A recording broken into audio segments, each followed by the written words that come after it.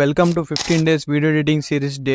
మీరు ఎడిట్ చేసే వీడియోస్ అట్రాక్టివ్గా కనబడాలంటే ఇలా లైట్నింగ్ క్యాప్షన్స్ యాడ్ చేయాలి. అది ఎలానో నేర్చుకుందాం.